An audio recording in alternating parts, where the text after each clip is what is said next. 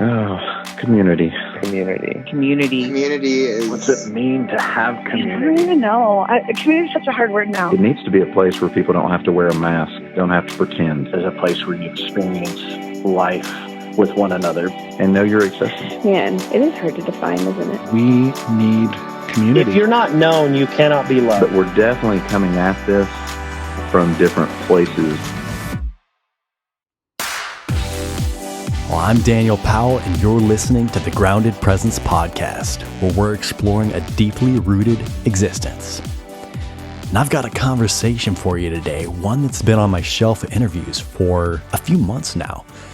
And right now just seemed like the perfect time to pull it down and uncork it. I think you're going to find that this one has aged exceedingly well, and it's even more relevant right now than on the day we recorded it. And I've titled this one Justice, Prejudice, and Hope for the Future. And it's an interview that I recorded with Michael Acuña back in February of this year when the world was a much different place. So, Michael lives out in Denver, Colorado. He does some very unique work creating conversations and building bridges between police officers and the communities they serve. He does this through implicit bias workshops. And these workshops are just really special spaces. They aren't just aimed at throwing facts and figures at people. That seems like what so many resources have turned into these days. But what Michael does is something different entirely. It's breaking down barriers. It's tearing down walls and meeting on the middle ground of what makes us all human. And I think you're really going to dig this one. And later on in this episode, we walk through the structure of these workshops. And you'll find that there is some deep wisdom that has gone into the way these are designed. And I think many of us desire fertile spaces like the ones he creates. But these don't just happen. They have to be crafted. And I think all of us have something to learn from the work that Michael is doing and the way that these workshops are constructed. So without any further ado, here's me and Michael Acuña talking it up about implicit bias workshops. All right, man. Well, Michael Acuña, it's great to have you here. Yeah, thank you for having me. So you're an educator, an activist, a public speaker, and an underground hip-hop artist. Yes, sir. Yes, sir. It sounds like you stay pretty busy.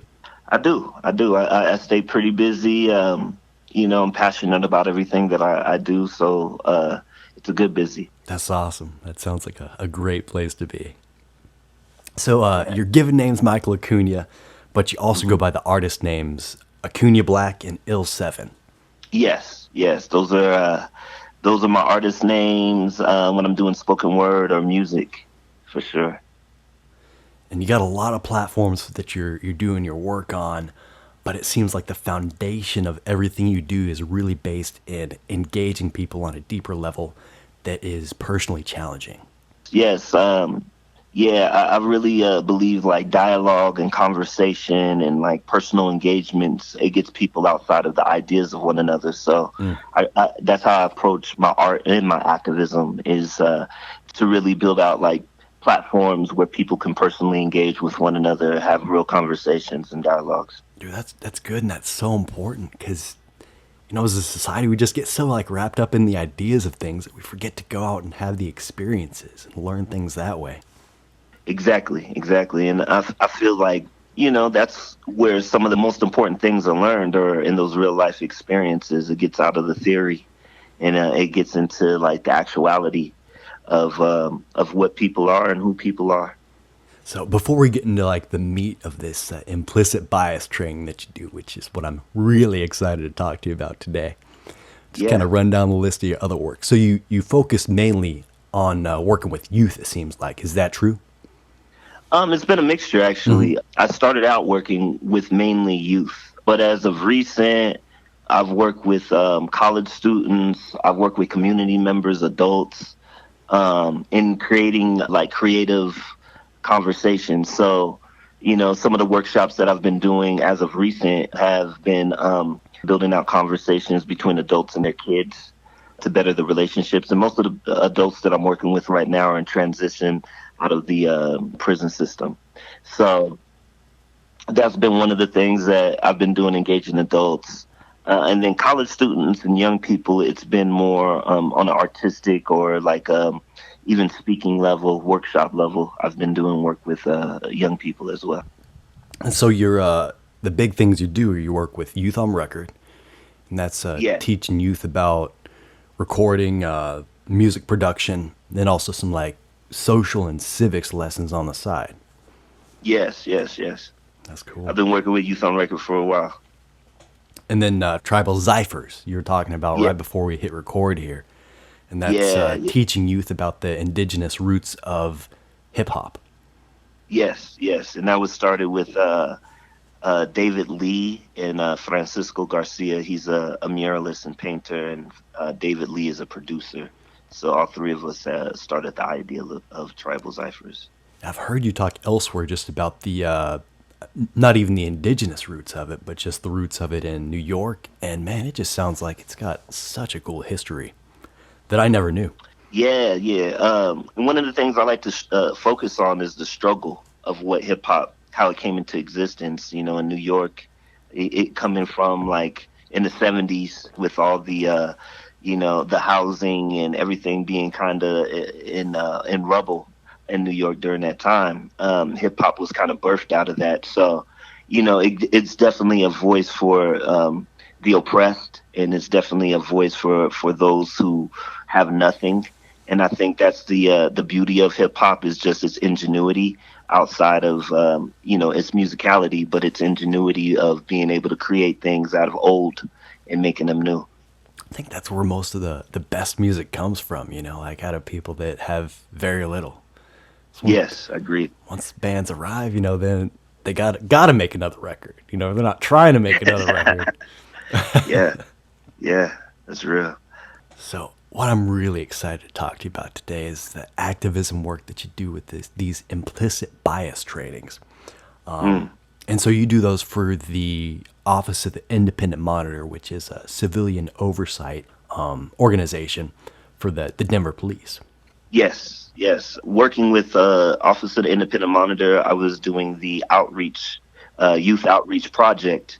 And that was a project that was started in 2014 after the death of Jessica Hernandez here in Denver, Colorado. And also after the death of Trayvon Martin, there was conversations of, oversight being a necessary thing, accountability for misconduct. Those styles of conversations were happening. I started joining some of those meetings and met Gia Orlando and Nina Horton. And we all three collaborated on this curriculum, engaging officers and community members. Okay, so you and these two others actually designed this curriculum. Yeah. So I was having conversations with people in reference to like what was happening with a lot of the shootings that were being reported and going viral on social media. One thing that I thought needed to happen was that there needed to be built out conversations. Instead of us yelling at the machine, we need to be addressing like some of the policies and some of the people who have influence and talking with them and engaging the problem. And Gia Orlando was of the same mind, and she was then designing a curriculum. And she had an idea of building out a forum of conversations with community members. Some mutual friends of ours heard us speaking and connected us and put us together. And all three of us kind of started talking and putting together these conversations within the community, engaging officers and community members. Young people were the first target that we addressed. And now we're currently doing trainings with adults on, their rights, implicit bias, adolescent development. So it's grown since 2014. And now it's more of a full communal style of conversation, and we're starting to branch out into Aurora. We're at least having conversations with Aurora Police Department and the community members out there about starting to do some of that work in that direction as well. Now, I saw your TED Talk back in, what was that, 2018? Yeah, 2018. Man, that just blew me away. That the story you told and just your vision. So, Thank you. Implicit bias, it's one of these big words. If you know what it means, you know what it means. But if you don't, it's kind of like you feel a little aversion to it. So Right. could you break this down at what it means just in layman's terms and what it means in this field that you're working in particular with youth and police officers? Yeah, for sure. Implicit bias is the idea of subconscious or unconscious biases, judgments that we all have. So, based off of our upbringing from our parents and based off of what we watch, the things that we see on social media, all the things that affect our environment, our friend groups, this is how we develop these ideas of one another. And usually in communal groups, if you have less exposure, if you haven't necessarily seen people of other ethnicities as much, your judgment of that person is usually based off of whatever thing that you've engaged with in media, like movies, rap songs, whatever things that you engage, you build these stigmas and stereotypes and ideas of one another. And, what we do within an implicit bias workshop, it's less about like pointing out that we have implicit bias or not, because we all do. It's more on addressing how it affects all of us. So like these judgments, whether we're talking about race or gender or LGBTQ plus, we all have these ideas of these different groups. And based off of these groups, we can generalize the ideas that we think of these people. But even with officers, right, with the shootings that have been happening, you can't generalize all officers and say that they're bad, because these are individuals that happen to work a job, and to generalize them is just as bad as generalizing any ethnic group or any, LGBTQ group. When you start generalizing, you're taking away the individual, and we should always like judge a person on who they are versus what they represent. That's beautiful, man. It's like, I see so many resources, man, just around like racial stuff that it just gives me a bit of an aversion. But when I encountered your work, I was just like, oh, like here's a guy that's doing it. Here's a guy that's like really practicing like this concept of true inclusion and like true building of community. And it was just such a refreshing encounter for me when I found your work. I appreciate So that. I really respect what you do. Thank you. No, I picked up on something you said there. And that was that you're not trying to convince people of their implicit bias and that they have it. Right. I mean, and I feel like what you're doing with these workshops is you're more trying to set up a place where somebody can experience their own implicit bias and then identify it. Is that true? Yeah, definitely. I mean, in the layout of the workshop, it gives everybody kind of an opportunity to like kind of unpack the ideas that they've felt have been held as true inside of them, based off of their experiences or, based off of things they may have observed. But the main job is to build out that conversation across cultures, right? A lot of the time, even if we do have these ideas, we don't have a safe place to actually discuss it and have a conversation around it. And I feel like that's the thing that breaks down like, these ideas, these biases, is to like have an authentic, organic conversation with somebody on their perspective and where it comes from, where is it rooted from, and then somebody else receiving that information and talking to how it impacts them or makes them feel within hearing these things. And I think that once we have an understanding of who we are as people, on the root, on an emotional level, I think that changes these biases and these stigmas. I think it makes us have to think a little bit more critically when we're addressing somebody or talking to somebody or seeing something that's happening. It makes you look at the situation a little bit more critically when you can hear the perspective of somebody else's struggle or hurt, pain. It makes them human. Yeah. We're creatures of story. That's what we need. Yeah, definitely. So before I dive deeper into this work that you're doing, I just want to rewind and go back in time for a minute. Now, you mentioned Jesse Hernandez a minute ago. In 2015, you're working with a program called Art from Ashes, and you actually had Jesse as a student, I understand. Yes. So Jesse Hernandez and me crossed paths. And when we crossed paths, I was working with, I believe it was College View.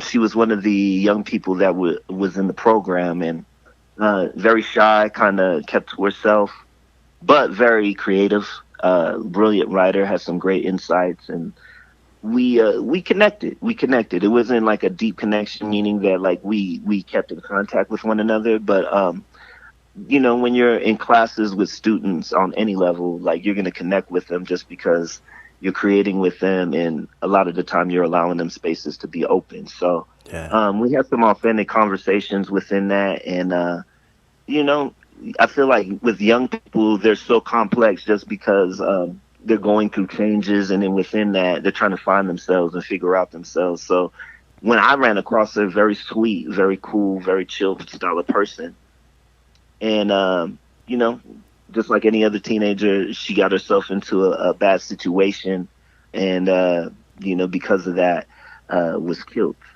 But I think even within that, she has opened people up to a lot of perspective, and her family has pushed for some change of policy that has already been active in the police department. So it was a hard loss, but even within it being a hard loss, there was change that happened around it. So I think that's an important thing to remember as well.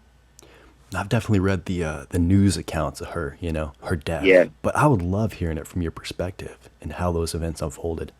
Yeah. So, I mean, the Office of the Independent Monitor that was one of the cases that actually built the program for the Youth Outreach Project. One of the cases, mainly because of the way that the case had actually rolled out. And the way that the case rolled out was she had been ditching school at that time. Her and her friends had went to a house party. They had left the house party, and when they had left the house party, they were in Park Hill, I believe. They're from North Denver, but they were in Park Hill at that time, connecting with her family, her friends. And within that, I guess they were in a car that had been stolen. So when they were leaving, the officers seen the car, had gotten reported. They had stopped in front of the car and asked her to get out of the car. She didn't get out of the car. And when she didn't get out of the car, they thought that she was rolling towards her, and they shot at the car.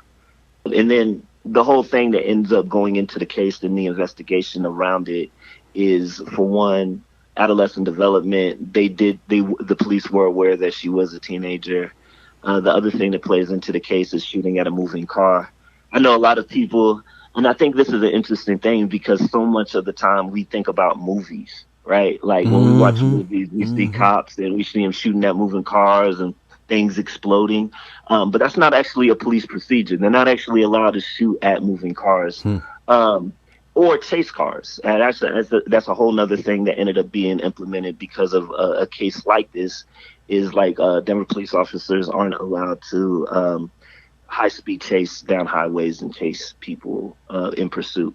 They actually have to report that to the next officers so that they can, pursue that car at this point. Oh, wow. But, and these are things that, most people don't think about or are aware of. But her case is a complicated case just because when you really get down into it, it's a young person making young mistakes in the ways that she was addressing it. And then an officer, and that's where the complication becomes within police shootings, is like procedure and what they're allowed to. When you really break it down, it's not a racially charged case, but it is only in where the area is, the community that was engaged, and the ways that the officer approached the situation rather than, reporting it or calling for backup or something like that. He took it into his own hands and shot at the young person who he thought was a boy. He thought Jesse Hernandez was a boy, and Jesse Hernandez was actually, she was bisexual, or she was a queer gendered young woman who appeared as a boy if you've seen her, but she was actually a young lady. So officer actually thought it was a young man that he was shooting, and then later found out that it was a young woman that he had killed, which ended up being a whole bigger conversation on LGBTQ rights and things within that nature, just because when you statistically look at it, LGBTQ youth have been shot more so than even Black or brown youth. So that's a whole nother conversation that goes into, bias and implicit in this conversation that we're having. I mean, that just sounds like a sticky situation. You know what I mean? It's like, there's just so many angles, and like, it can polarize people, but it's like, man, that's just complex, like the word you use, And I feel like it's the essence of what implicit bias is. Yeah. I think that, like, when we go into a situation bias, it doesn't allow the nuances of a complex situation to actually lay out. Like, if we look at a situation in one, or black and white in any situation like this, what makes it complicated is that if our biases play into it, we can automatically think that the officer is guilty, or we can automatically think that the young person is guilty.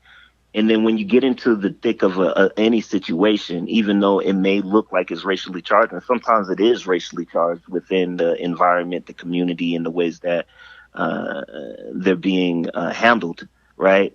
Versus a white community. That's basically when we really get into, like, that with officers, is like, what is the difference of policing in an affluent community versus an impoverished community, right? Yeah. So that becomes more of the level of the police bias, right? Why is the gun being pulled out so quick? Was there other options that could have been handled?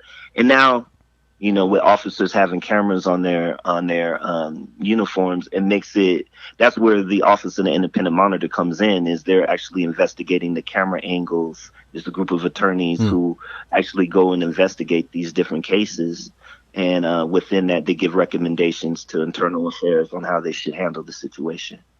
But, that's why you need cameras, and that's why you need accountability. In any form of power, you need accountability. You need somebody who can, like, at least look at it from an outside perspective without bias, and be able to say, this is what I get out of the situation, in order for the right things to be handled.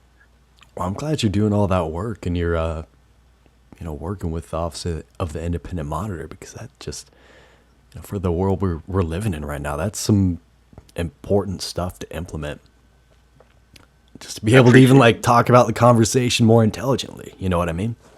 Yeah, thank you. So how did Jesse's death affect you? I think it affected me in the sense that, like, it's not a new case. I've actually seen that happen with other youth. I think the reason why her death impacted me in the ways that I took action was the climate of everything that was happening within the Trayvon Martin and all the shootings that had happened in that time. And that's the thing, is, like, the shootings aren't anything new. The shootings have been happening in communities of color like that for a long time. I think the thing that changed it was how public it was on their social media platform. It was like everybody could look at it and you can see it, and it made you feel some sort of way around it because it was so much in your face. I think around that time, myself, I just wanted to engage the issue in a more progressive way. I wanted to address the issue in a solution-oriented way, is where my mind was at. So, then in the work that I do, a lot of the things that I engage, whether it be working with Art for Masses or working with Youth on Record, or doing, like, the implicit bias workshops, it's communal, personal engagement. So, like, getting outside of the idea and connecting with a person is how I've always found to be the best solution in handling an issue, restorative justice minded. So within that, when I seen the problem, what happened with Jesse Hernandez, I wanted to engage some style of solution, some type of communal dialogue to kind of, push forward that narrative, rather than people being angry, because people are going to be angry when they see anything like that, especially when it's something that you experienced in your community. It becomes more of a visceral thing. I think that understanding how the community was outraged, I was feeling my own outrage.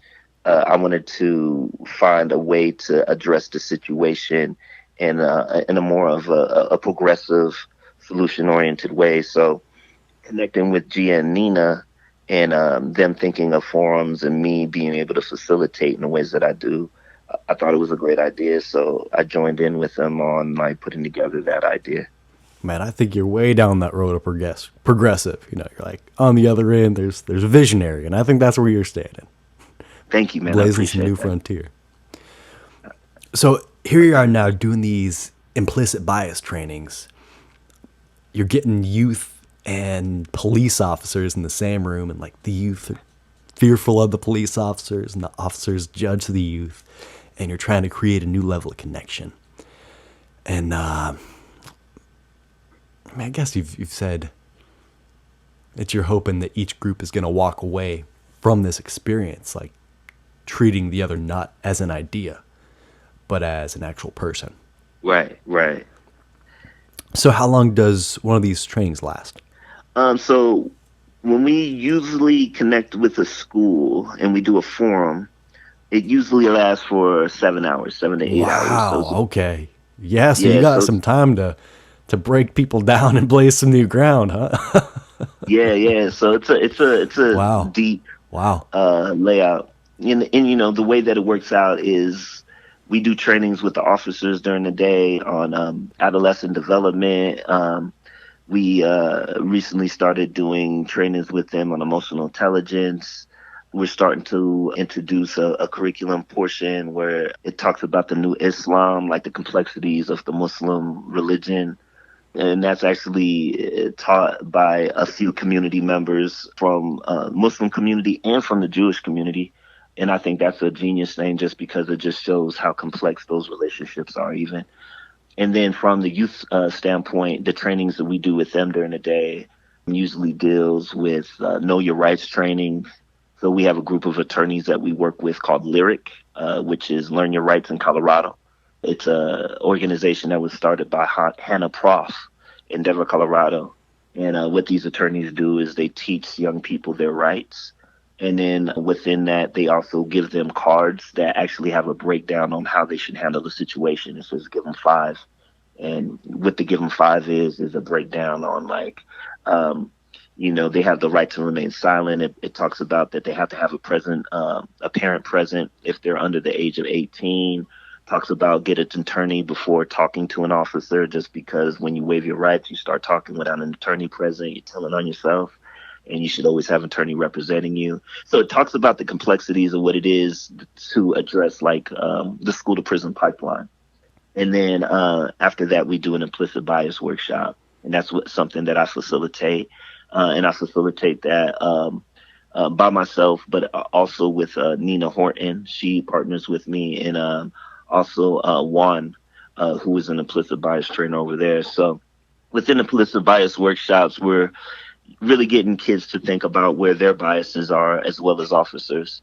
So like within thinking about those biases, a lot of community members who come from backgrounds of neighborhoods that have regular interactions with officers, they have their own biases.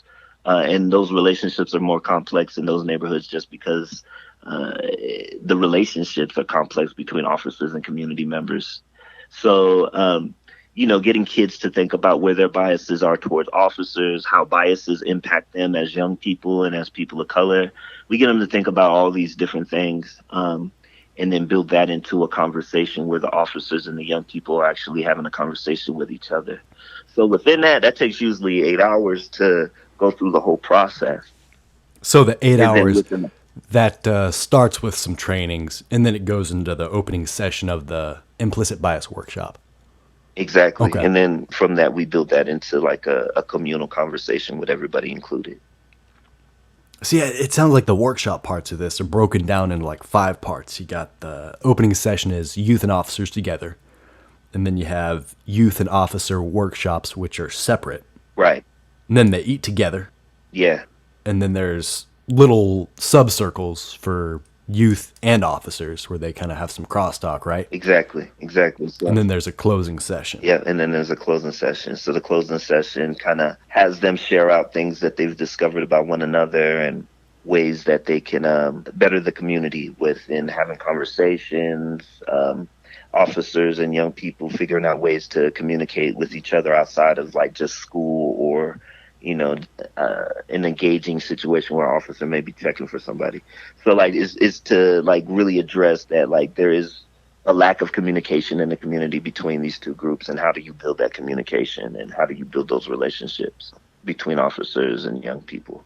So you start out and you got police officers and kids that fear them in the same room. Like that. Yeah. That sounds like the definition of a tough room, man. Yeah, it definitely is. It definitely is. The energy is usually anxiety on both ends.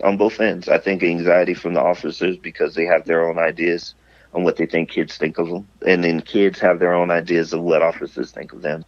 And then that's how you really start realizing how misunderstood each group is to one another because they don't have any conversations really.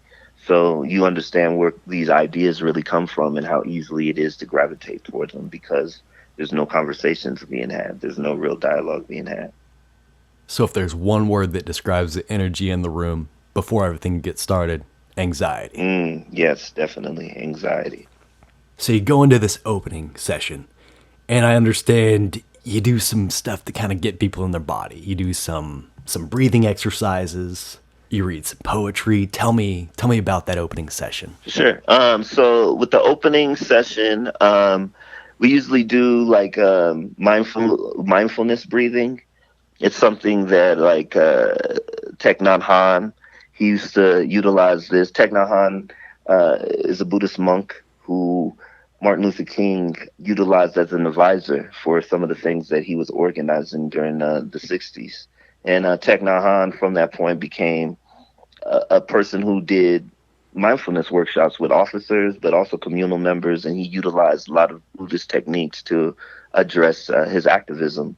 So some of the things that I utilize is from Thich Nhat Hanh within the mindful movements and breathing and meditating and kind of clearing out some of that anxiety. And then from that... That's cool. There's it's like a whole heritage with law enforcement through those exercises too. Yeah. And like officers are constantly dealing with anxiety, right? So like having something to be able to be centering for them is an important thing. So you do the breathing exercises. Do people engage with you in that, or what? What's the vibe? Yeah, I think are they kind of rolling their eyes, or what? Yeah, everybody engages. I think what ends up happening in the situation is like more people are dealing with anxiety than they even know sometimes. I think for a lot of people, especially within it being early in the morning, a lot of the time we usually start around like 7:30, 8 o'clock in the morning because of how long the workshop is. They need the reason to get on their feet and kind of stretch and get loose anyway. So I usually get 100% buy-in. And then, from that, everybody goes through the motions. And then I usually talk about vulnerability, openness, and we talk about like what it takes to have a good conversation with somebody. Thinking about that person as if it was somebody they had a relationship with, or if it was a counseling session between somebody and their partner. And then I display vulnerability by sharing some words of poetry that kind of get them to reflect on the situation that they're currently in and my own experiences. And then from that, that's how the day kind of rolls in to like getting them kind of mentally, I guess, spiritually ready to partake in this conversation, in this dialogue. What poem do you like to read? Do you have a favorite? I have a few that I've utilized. Like I have one of my poems called "Hold On." It's talking about just a young man trying to learn who he is within himself and utilizing hip hop as an outlet, and this talking about his trials and tribulations. If you got that in your head, I'd love to hear it. Yeah, I'll share it with you for sure. Hold On is like something that I had wrote when I was younger. And now that I'm older, I put it on a record that I released probably in 2011, 2012. It's called School Days. So yeah. A young man with plans to expand a lost foundation. Graffiti hieroglyphics, lost words and translation. Only thing he relates is rhymes, pens, pad, dissect, chop up, recreate beats in the lab. He speaks of revolution, saw his brother beat in the streets, decided the only way to beat the streets is to speak over beats. Wanted to free his mind at the same time, and so found a woman, wrapped herself up in righteous virtue. Poetic elegance, he spoke without saying a word and gave confidence in the soul of this hip-hop nerd. With the strength of 10 men, new breath in his lungs, decided to start a revolution with love and no guns. At 23, he had the heart of Huey P. Wanted to redefine the definition to be free. Find himself in his ancestors' history. A young man trying to find his American me while we hold on, keep strong, make it through the fire of the pain, have strength to maintain a new day. Everything's going to be okay. New creation, new thoughts to define his mind. A rolling stone in his hands. He held time. Search for the light. In the midst of dark, search for the shine. Broke bones and broke spirit, but he kept trying, refused to die. He held the scriptures in his heart. A revolution's all my love, you can't tear it apart. I had the blood of Nat Turner and the side of Shakur, so when you beat me to the ground, it makes me want to fight more, so taste the truth. Let the truth roll from your tongue. Let the truth be a spark for an evolution, for the soul and mind, like Christ giving sight to the blind, and it all started with him just renewing his mind while he held on, kept strong, made it through the fire of the pain, have strength to maintain a new day. Everything is going to be okay. Cool. That's relevant, man. That's a good one to start with. Thank you. I like the length of that too, you know. It's not like a little haiku. It's like something that, you know, you got to sit back and you got to let it wash over you. Yeah, definitely. So what's the vibe in the room like after you read that? I think it's usually a place of openness. I think it's a place of like realization of what the dialogue and the conversation will be going into. And then, you know, from that, I think that from the young people's perspective, I think they maybe hear themselves or see themselves or recognize that, you know, there's a legacy of like struggle, overcoming struggle, and maintaining your own, I guess, integrity. And then from an officer's perspective, I think some of that even goes into their own reflection. I think that with officers, there's a tendency to forget what it is to be young just because their job doesn't always allow that. And just kind of, you know, that superiority or that power dynamic, you can get consumed by it. And I think sometimes you lose your own perspective of what a young person may be going through, or people in general. I think a lot of the time it becomes them against us type of mentality when you're talking about officers and civilians. So, and that happens in the military even. So I think that like it kind of breaks down that third wall of idea for some of them a little bit. And then I think, you know, after that, officers are going into like the adolescent development workshop and things like that. So if nothing else, it might get their mind ready kind of to receive some of that information that they receive in those rooms. Cool. And then, so the officers go to the adolescent development training. And what do the youth do at that point? They're usually doing the Know Your Rights trainings and the implicit bias trainings. And I also understand that Know Your Rights training, it's not just like teaching youth their rights, but it's teaching them like how to go about using them in a wise way. Yeah. Exactly. I think, yeah, a lot of the time it's not going to like get them into more trouble for like asserting this is my right, you know, and that might frustrate a police officer or something. Right. I think, exactly. So I think with the Know Your Rights training, it's to protect the youth from actually like waiving their rights, because that's usually what ends up happening within the school to prison pipeline. A lot of young people end up waiving their rights. That's how they get into the system a lot of the time.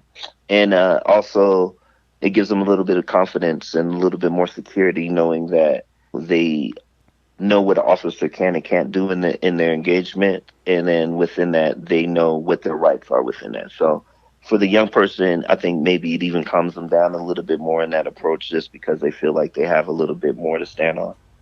Now I understand that you spent 4 months in jail because you didn't have a good idea of what your rights were. Yeah, that was something that happened when I was young. I believe I was like 18, 19 years old. And yeah, I was at a friend's house, and within that engagement, being at my friend's house, he was being actually investigated And I didn't realize that. I had just stopped over his house and I was just hanging out with him for a minute. We were about to leave and go to a house party. And while we were there, officers came busting in the house, and I didn't have any drugs on me or anything. But they took me in for investigation. He ended up contacting his attorney. He got out within 24 hours. Because of my age, I didn't realize that I should have been contacting an attorney. I couldn't get in contact with my parents at all. So what ended up happening is I ended up being held in jail. And then while I was being held in there, they didn't have any charges on me. So I wasn't even being able to be tracked in the system because I was sitting in the jail with no charges. It was just sitting there. I was in limbo. And while I was in there for those months, I had talked to a few inmates, one of them, a gentleman named Charles, and he suggested that I contact an attorney. And he gave me a number to his attorney. And then after I had contacted his attorney, I was out. Like within 48 hours within that conversation, I was out. But yeah, that was. And you probably could have gotten out like within hours or days of getting arrested if you had known that. Right. And then nobody. Man, that's nuts. And then nobody was looking for me because there was no charges pressed. So like it ended up being kind of lost in the loop of things. So nobody could even find out that you were there? Right. Oh my gosh. Yeah. Yeah, it was a crazy situation. It was a lesson, if nothing else. Did your parents or anything know where you were? Yeah, I had been contacted my dad. I had talked to him. Okay. Yeah, I talked to my mom, but at that time, the situation was something that was so alien to my whole family. Like we had never dealt with anything like that, so it wasn't like we knew any procedures to take in that situation. So, man.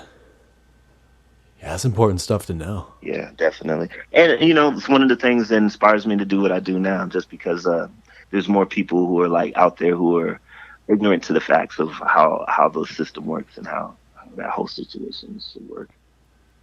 Yeah, and it seems like I just keep hearing this story over and over again of people getting held in jail, especially minorities, just because an officer writes something that's more their interpretation of the situation than fact, and like it ends up getting taken as fact, like through the court, when the details might not support. Exactly. And that's the importance of having an attorney present, having representation present. Most people don't know the law well enough to, officers are gatekeepers. The real like law and charges go through between the DA and your attorney, or DA and you, depending on if you can afford a representation or not. So that's why, like, whatever the officer writes, if you don't have an attorney present, and the DA is going to do what they do. It's their job. They're going to go ahead and win cases. So you're just another case to them a lot of the time. They're not even looking at you as really a person. They're looking at you as a number. So they're going to win that number. It's not, it is a racial thing, but it's not really a racial thing to them. It's more so like it becomes about numbers to them. It becomes about analytics to them. So they're going to do what they're going to do. And if you don't have representation, the state is going to win majority of the time. So back to these implicit bias trainings, after the youth and the officers go to these workshops, then they eat a meal together. Yes, they do. What's the vibe like at that meal? It depends on the school and how familiar they are with the officers or not. Usually the kids usually never know the officers, but usually, the officers, you could tell, are a little bit nervous to be sitting at the table. They're already kind of guarded against any lashback that might come from young people, because young people don't have filters usually. And young people, they're usually talking amongst themselves, and every once in a while you'll have a brave one who may engage some interest. Some of the young people want to be officers. So some of the young people who are interested in actually the field of law enforcement, they might be more engaging than some of the kids who aren't. So it's a mix. It's a mix depending on like the group. But for the most part, I feel like young people usually keep to themselves, and officers usually keep to themselves. Even though the officers trying to build a relationship, I think, are sometimes trying to engage, a lot of the time they have to get over that wall that the kid has put up because they don't trust them, So there's a little bit of that in the room during lunch, for sure. And then what happens next at these kids and cops circles where they break off?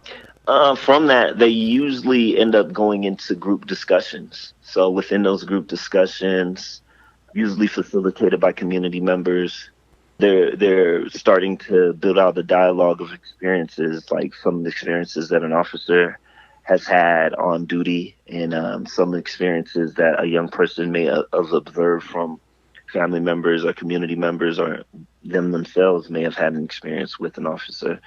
So they start kind of speaking on like their experiences and the impact those experiences had on the ways they see officers, and officers the way they see youth. And from that dialogue, each group gives a tip to one another. Officers are usually giving tips to youth on what to expect from an officer when they're engaging him, but also some of the things that an officer goes through and thinking, and his process of why he may be approaching you in a certain way. And then vice versa, the young person does the same thing, talking about the ways young people think about experiences and the first things that come through their mind, why they might have anxiety or be scared of an officer based on the community they come from or their experiences they had previously. So after they speak about those experiences and give tips to one another, then they share back with the rest of the group on the experiences that they had, and the things they learned from one another, the officers from young people and from officers. And they share that out, and the whole group comes up with tips on how to move forward next and what could better the relationships between youth and officers. That's awesome. Man, it sounds like some rich moments happen in those circles. Definitely.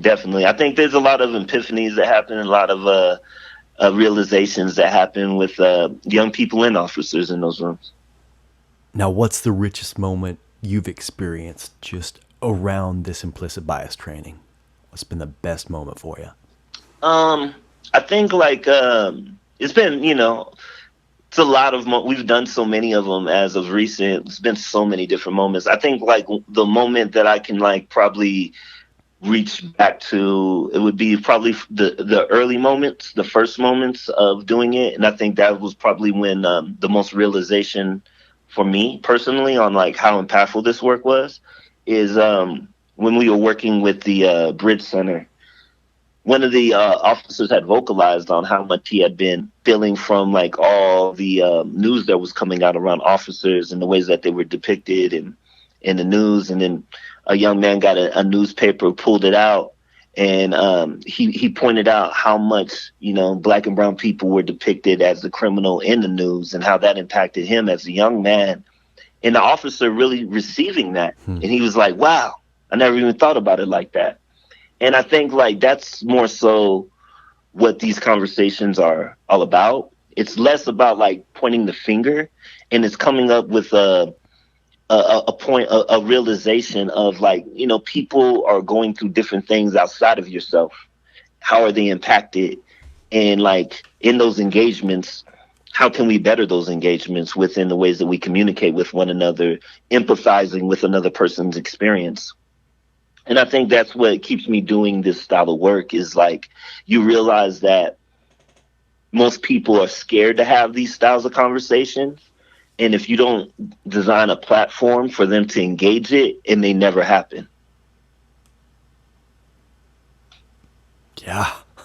Scary conversations to have. Not even conversations, but just to be in a group of people that might think differently than you and let your guard down, Definitely. And that's a scary place to be. Yeah, I feel like that's where we're at as a country right now, especially with politics, and what we're going on with the presidential candidates and what's going on with Trump currently being in office is the differences of opinion are necessary because that actually gives each side gets perspective, whether we agree with it or not. We get perspective on how other people in this country think. Right. It may not be in the lines of way you think, but this is how people think.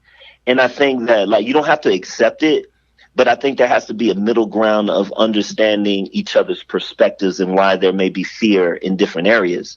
You don't have to agree, But I think like listening to another person's perspective at least gives you an opportunity to like realize, for one, that this person is passionate about whatever it is for a reason.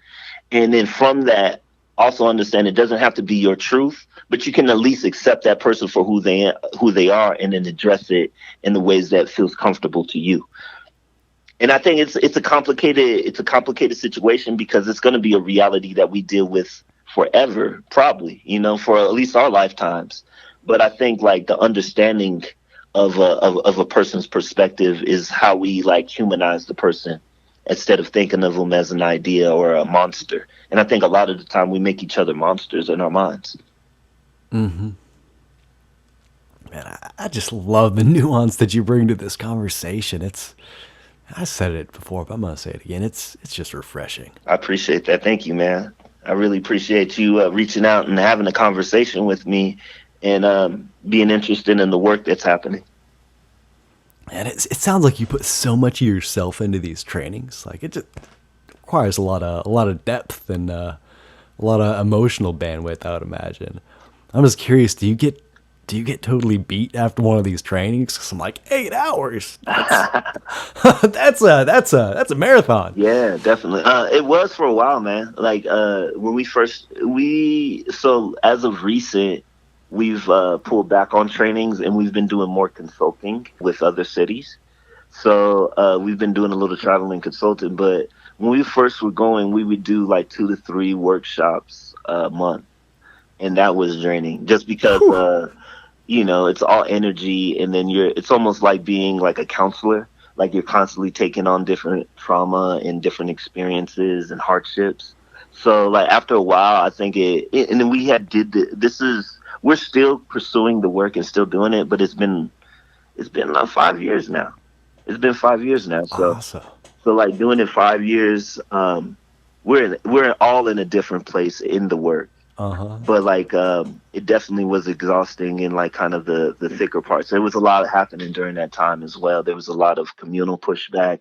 There was a lot of police pushback. So like when we were starting to do the work, the police department was pushing back on us a little bit, and the community was pushing back on us a little bit, because neither group really wanted to have those conversations.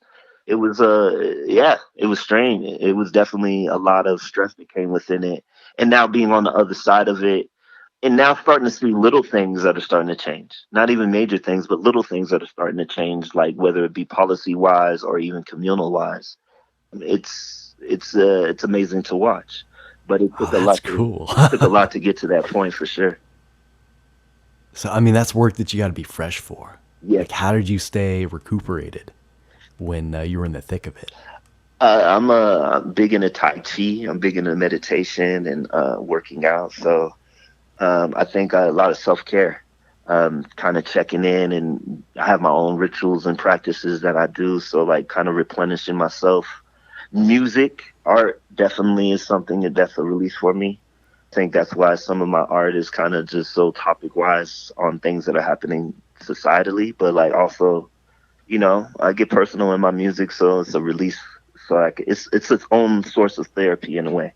So I think art, yoga, working out, good people around me. I have a good friend group. I have a good like friends of musician friends, and also just cool people that I just get to hang out with on a regular basis.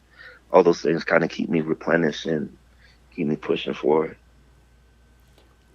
Now, the icing on the cake here is I read somewhere that you said like you didn't come into this as somebody who's wise, or like somebody who's a sage, or like above implicit bias. Right. Like I heard you say you came into this with a lot of implicit bias of your own. Yeah, definitely. My experiences, and like one of the things that I can remember really impacting me was I was walking in my car one night. Me and my friend were walking in our car out of a business one of my friends owns, and as we were walking, there was an officer who kind of swooped around and like stopped us. And at that time, we very hip hopped out. We're young, so like all kinds of biases I'm sure were popping off in his head. And then when he stopped us, he asked what we were doing. We had a conversation with him and was like, "Hey man, we kind of feel like you're stopping us being profiled." And, we get into that dialogue. And he pulled off. We didn't get in trouble. No bad exchanges. But like in my mind, I was thinking that's just what cops do. And then the thing that transitioned that or changed that, and I still honestly today still have my own biases towards officers. But I think the thing that challenges it is that I've been in these workshops for so long. So like within being in these workshops, it challenges me to like look at the individual and not look at the badge. And I think more times than not, it's easy to get caught up in the generalization of any group of people, but my friend group is diverse culturally. I have Black friends, white friends, brown friends. I have people of all genders and ethnicities. And I think that like that's truly like what I gravitate towards as a person. Not even a person of color, just as a person. Like I like good people around me, regardless of your gender, your ethnicity, and what your background is. And I think that initially I walked in with my own biases because I'm an activist, because I come from the community against officers. And within that, my biases were challenged. And within that challenge, I work amongst officers because of the work that I do. I train officers because of the work that I do. And I think that within that allows me to have to challenge my narrative, because if I'm trying to make the system better, if I'm trying to make people better, then I can't hang on this negative thought of what people might be. I try to approach it more optimistically than pessimistically in the ways that I approach people in general. So I still challenge it. I challenge the narratives that are in my mind daily. Like when I'm in a situation where I feel that there might be bias in the room, I question why, and I constantly am working on myself within those ideas that I might have, whether it be people, groups, officers, whoever. I'm constantly working on it myself. So I think, and that's just reality. That's people. If we're not working on ourselves daily, then like we're not really in challenging situations anyways. That's how you grow, is from the challenge, from the thing that makes you feel uncomfortable. So, I'd rather be uncomfortable and working on myself than feel like I know everything and that I have nothing to work on, Yeah. No, I've noticed in myself, like when I'm not taking care of myself, like I revert to my judgments of people, that make me feel uncomfortable. Yeah. That I don't interact with often, Mm-hmm. Perfect example is just like the transgender community. It's like that's something that I know so little of. I've had some good interactions with people, and it's like it kind of heightens my awareness. There's good people in that community too. Right. Right. But it's like if I'm not taking care of myself, and I get into a more compromised state, it's like I'm much more predisposed to get frustrated or to get angry with those things because they create cognitive dissonance, Definitely. just because I'm less familiar with them. Yeah. But, hey, thanks so much for coming on to the show and just like telling about the work you're doing. It's great stuff. I appreciate being on there. And just to close out here, so there's a TED Talk that you give around this. I'm going to direct people to that in the show notes. Okay. There's also a Westward profile of you in that Denver Westward magazine. Yes. Fantastic resource if anybody wants to learn more about you. And just you as an artist, you have so many little facets of work that you do. Where can people find out more about you and like a central hub for your work, if there is one? If you look me up on Facebook or on Instagram, you can find me on ILLSE7EN. Within that, I usually have links that go to my music, videos, things that you can actually access my music on. And then if you Google me, I hate to tell people that, if you can Google me, there's all sorts of resources that actually show the work that I do, whether it be communal or even musically, artistically, creatively, workshops that I do, things like that. You can find that within the links. Or you can actually check me out on 5280 is the management company that handles a lot of my things, but they have all of my work on there as well.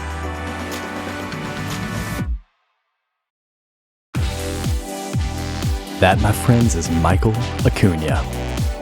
I'm truly thankful for the work that this man is doing. Well, it's a wild, wild world out there right now, y'all. Make sure to search for and enjoy every little moment of reprieve that you can find in every single day. And until next time, connect with all those that are around you, and I will see you right back here in 2 weeks.